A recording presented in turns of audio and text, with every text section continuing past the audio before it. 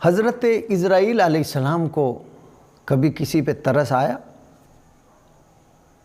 اس ترس پہ اب بات کرتے ہیں۔ پچھلی بات میں ہم نے عرض کیا تھا کہ مٹی لے گئے، مگر یہاں آج ہم یہ سبق پڑھیں گے کہ اسرائیل علیہ السلام کو کیا کسی پر ترس آیا؟ ایک مرتبہ اللہ رب العالمین نے حضرت اسرائیل علیہ السلام سے فرمایا، اسرائیل تم بتاؤ، تم لوگوں کی روحیں قبض کرتے ہو اور روتا ہوا چھوڑ کے آ جاتے ہو، ایک کی روح لے کے آتے ہو اور دوسروں کو روتا ہوا چھوڑ کے آ جاتے ہو، کیا تمہیں کبھی ترس آیا؟ کسی پہ رحم آیا؟ کسی پہ ترس آیا؟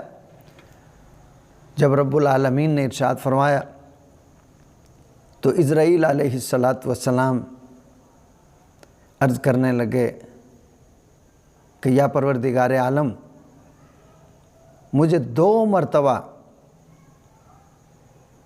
خیال آیا۔ نمبر 1 کہ جب ایک کشتی دریا میں تھی تو یا رب العالمین تیرا حکم ہوا کہ اس کشتی میں جتنے سوار ہیں سب کی روحیں قبض کر لی جائیں، مگر ایک عورت اور اس کی گود میں جو بچہ ہے ان دونوں کو چھوڑ دیا جائے، باقی سب کی روحیں قبض کر لی جائیں۔ تو یا پروردگار عالم، مجھے اس وقت خیال آیا کہ یہ بچہ، یہ عورت اور پانی کے اندر، اب جب میں نے سب کی روحیں قبض کر لیں، اس کے بعد پھر اس بچے کی باری آ گئی، اس کی ماں کی باری آ گئی، تو تیرا آرڈر ہوا، تیرا حکم ہوا کہ اس عورت کی بھی روح قبض کر لیں۔ تو یا رب العالمین، جب میں نے اس عورت کی روح قبض کر لی، اب خالی ایک بچہ رہ گیا، اس پہ مجھے بڑا ترس آیا۔ اس وقت میرے دل میں خیال آیا، اب یہ بچہ، اس کا کیا بنے گا؟ پانی کی موجیں، دریا کی موجیں، ٹھاٹھے مارتا ہوا دریا، اور یہ معصوم بچہ دودھ پیتا ہوا۔ اس وقت مجھے یہ خیال آیا کہ اب اس کا کیا بنے گا؟ تو رب العالمین نے فرمایا کہ ہاں 2 مرتبہ۔ تو عرض کرنے لگا، یا رب العالمین، جب تو نے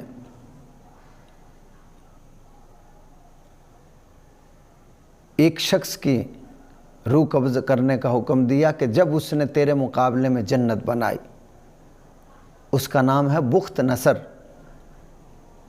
شداد، تو اب اس کے 2 قدم اندر تھے، 2 قدم باہر تھے، تیرا آرڈر آگے اس کی روح قبض کرنی ہے۔ مجھے بڑا اس پہ ترس آیا، رحم آیا، خیال آیا۔ اب یہ 2 موقع تھے جس موقع پر مجھے خیال آیا، مجھے رحم آیا، مجھے ترس آیا۔ اب اللہ رب العالمین نے ارشاد فرمایا کہ وہ جو بچہ تھا جس پہ تمہیں ترس آیا، اب اس کی بات کو سن لو، اسرائیل، اس کی بات بھی سن لو۔ اس کو ہم نے کنارے تک پہنچایا، وہ بچہ کنارے تک پہنچا، ہم نے پانی کو حکم دیا، پانی اسے کنارے تک لے آیا، ایک تختے پہ تیرتا ہوا کنارے تک۔ اب جب کنارے پر آیا تو وہاں ایک دھوبی تھا اور بے اولاد تھا، اس کے پاس اولاد نہیں تھی۔ اب اس دھوبی نے وہ بچہ لیا اور لے کے چلا گیا گھر، اسے اپنا بیٹا بنا لیا، اس کی خدمت کرنے لگا، اسے پالنے پوسنے لگا۔ اب وہ بچہ پروان چڑھنے لگا، جوان ہونے لگا، اور پھر وہ بخت نصر شداد ابن عاد بنا، اور پھر وہ میرے مقابلے میں خدائی کا دعویٰ کر دیا، میرے مقابلے میں خدا بن بیٹھا۔ میں نے اس کو عزت دی، دولت اور شہرت دی، اور یہاں تک کہ میں نے اس کی نظر میں یہ کمال رکھا، اس کو وہ نظر عطا فرمائی کہ وہ اوپر سے دیکھتا تھا، زمین کے نیچے جو خزانے اسے پتہ چل جاتے تھے۔ اب وہ خزانے نکالتا رہا، جمع کرتا رہا، اور دن بدن اوپر سے اوپر امیر سے امیر ہوتا گیا، حتیٰ کہ اس نے خدائی کا دعویٰ کر دیا، میرے مقابلے میں خدا بن بیٹھا، اور پھر اس نے میرے مقابلے میں جنت بنائی۔ جب اس نے جنت بنائی، اب جنت تیار ہو گئی، اب اس کا افتتاح کرنے جا رہا ہے۔ اس کے وزیر، مشیر، اس سے پیار کرنے والے، اس کے سیکورٹی، دائیں بائیں آگے پیچھے، بادشاہ سلامت، خدا جی جنت کا افتتاح کرنے جا رہے ہیں۔ تو رب العالمین نے فرمایا کہ پھر ہم نے تجھے بھیجا، پھر ہم نے تجھے بھیجا۔ جب ہم نے تجھے بھیجا تو پھر اب یہاں اس طرح واقعہ ہے کہ وہ گھوڑے پر سوار تھا، سواری پہ سوار تھا، اب بڑی شان و شوکت سے بخت نصر شداد جا رہا ہے اپنی بنائی ہوئی خدا کے مقابلے میں جنت کا افتتاح کرنے کے لیے۔ بڑا خوش ہے، لوگ جشن منا رہے ہیں، جس طرح کوئی لیڈر آتے ہیں لوگ جشن مناتے ہیں، خوشیاں مناتے ہیں، اب لوگ اسی طرح خوشیاں کر رہے ہیں اور وہ چل رہا ہے۔ اب جب اس کی سواری نے اپنے 2 قدم اندر رکھے تو اللہ نے آرڈر دے دیا۔ اب اس نے ایک جگہ ایسا بھی ہے کہ ایک غریب کے لباس میں اسرائیل علیہ السلام آئے، اور آپ نے آگے بڑھنے کی کوشش کی تو جو سیکورٹی گارڈ تھے، جو پہرے دار تھے، جو انتظام سنبھالنے والے، انہوں نے کہا بابا ہٹ۔ اب بابا نے کہا اس فقیر نے کہ مجھے بادشاہ سے کام ہے۔ انہوں نے کہا کہ آج بادشاہ اپنی موج میں ہیں، پیچھے ہٹو۔ اب اس نے کہا کہ بادشاہ کے فائدے کا کام ہے۔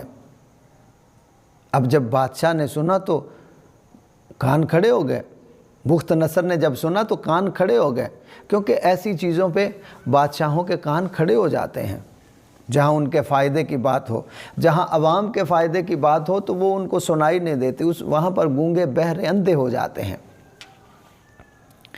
اب جب اس نے یہ سنا تو بلایا، آنے دو اسے، آنے دو۔ اب جب وہ قریب آیا، اسرائیل علیہ السلام جب قریب آئے تو کہنے لگا بخت نصر کیا بات ہے؟ تو اسرائیل علیہ السلام نے فرمایا کان کرو، تمہارے کان میں ہم بات بتائیں۔ جب کان کیا تو فرمایا کہ میرا نام اسرائیل ہے اور میں تیری روح قبض کرنے آیا ہوں۔ اسرائیل علیہ السلام عرض کرتے ہیں یا اللہ اس وقت مجھے اس پہ رحم آیا، اس پہ ترس آیا کہ اتنی اس نے محنت کی، یا اللہ تیرے مقابلے میں خدا بنا اور پھر اپنی جنت بنائی۔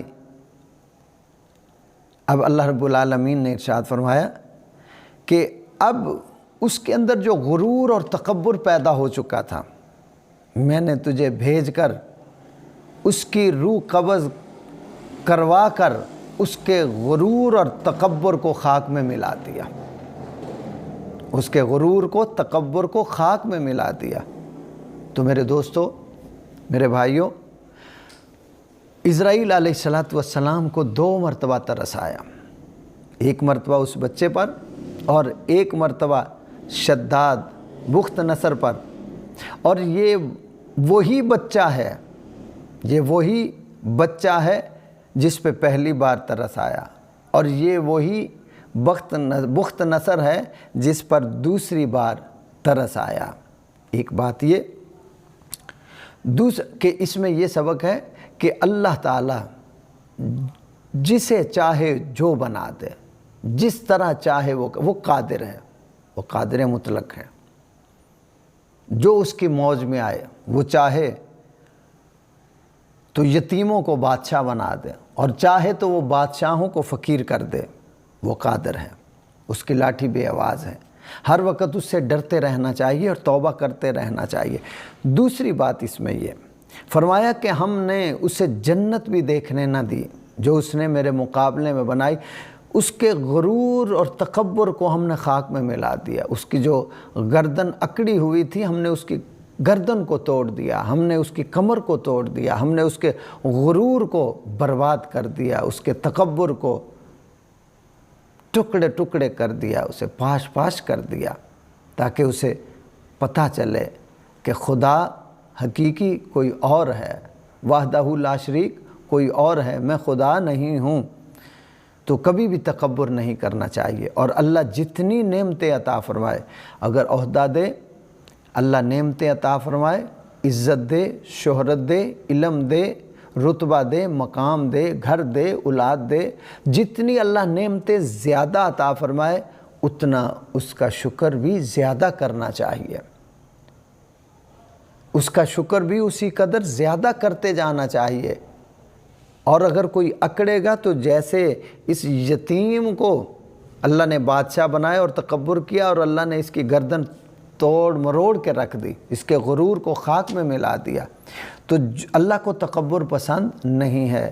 اور ہمیشہ یاد رکھیے گا، اصول محبت کا یہی ہے کہ جتنی مہربانی ہو اتنا ہی شکر گزار بنے، اتنا ہی شکریہ ادا کرے۔ جتنی مہربانی حضرت انسان پر ہوتی جائے اتنا ہی یہ جھکتا جائے، اپنے رب کا شکر گزار بندہ بنتا جائے، اتنا ہی اپنے آپ کو جھکاتا جائے، اپنی ہستی کو مٹاتا جائے، کیونکہ یہ سب کچھ اللہ کا ہے۔ ہمارا تو سانس بھی اپنا نہیں، ہم تو اپنے سانس کے بھی مالک نہیں ہیں، اور ہمارا کیا ہے؟ سب کچھ اللہ کا ہے۔ جس کو جو دیا، جو ملا، یہ اللہ کے کرم سے ملا، اللہ نے عطا کیا ہے، ہمارا کچھ بھی نہیں ہے۔ تو کیونکہ جو پھل، جو درخت جھکتا ہے، جھکنا جانتا ہے، اللہ اسے پھل بھی اتنا ہی زیادہ لگاتا ہے۔ اللہ کی بارگاہ میں دعا ہے، اللہ تعالی ہمیں عمل کی توفیق عطا فرمائے، غرور، تکبر، مان سے ہمیں محفوظ فرمائے، آمین۔